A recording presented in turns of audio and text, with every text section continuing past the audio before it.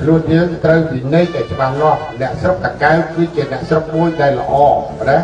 មានប្រពៃណីល្អហើយគ្រប់ត្រសម្ដេចតេជោសម្ដេចធិបតីគេណាលើពុទ្ធស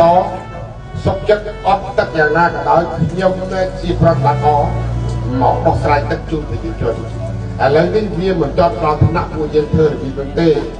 គេហត្ថព័ររបស់ខ្ញុំមានប្តឹងមកណាបើមិនហ៊ានប្តឹងទៅដល់ទៅណាបើមើលទៅតាគុណគិននឹងប្តឹងមកណាក្រុមហន្តរាយហ្នឹង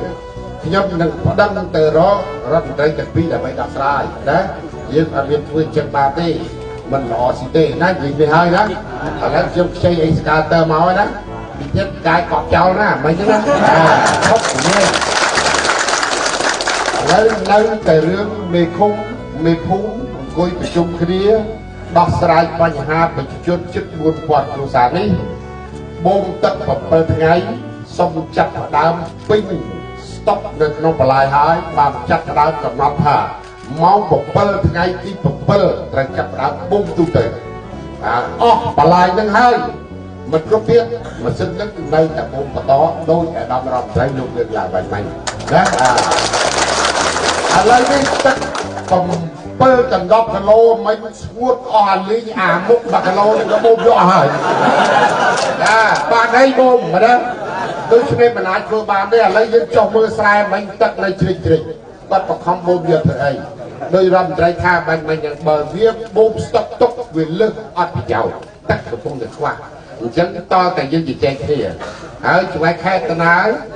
អាដាមអភិបាលខេត្តស្ដីទីដែលនៅប្រចាំការ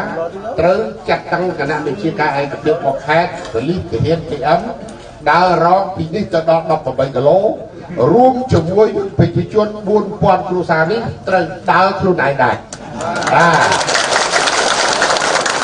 ម្នាក់គឺជាសន្តិសុខ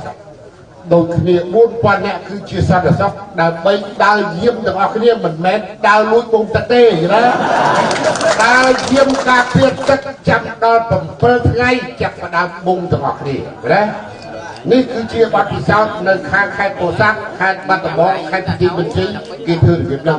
ដូច្នេះអត់តម្លាស់ទេណាអត់តម្លាស់ទេតកែត្រូវធ្វើដូចគ្នាចឹងណាអញ្ចឹងនិយាយគ្នាហើយព្រោះថ្ងៃនេះអ្នកស្រុកមិនមកគ្រប់4000ទេអញ្ចឹងមេឃុំនិងមេភូមិត្រូវតែប្រជុំណាស្វែងខាងដាក់បទបញ្ជាទៅស្វែងស្រុកណាត្រូវហៅអរិយនៃមេភូមិមកប្រជុំហើយប្រជាជន4000 គ្រួសារចែកគ្នាភូមិណាដើម្បីជជែកនឹងហើយវិជាការឯកភាពរបស់ខេត្តចាត់តាំងកម្លាំងនេះមកដែរប៉ូលីសមកអាណាមេធានតានេះអានេះមេធានបាត់អាមេ PM ណាអីអ្នកពួកឯងត្រូវចាត់តាំងមើលរងណា7ថ្ងៃនេះឯងខ្ចប់បាយមកស៊ីហើយបើអត់សុំតែប្រាប់ស៊ីក៏គេឲ្យស៊ីដែរហើយស៊ីយាមណាចាត់យើងទាំងអស់គ្នាអរគុណសម្ដេចតេជោអរគុណសម្ដេចធិបតីពួកយើង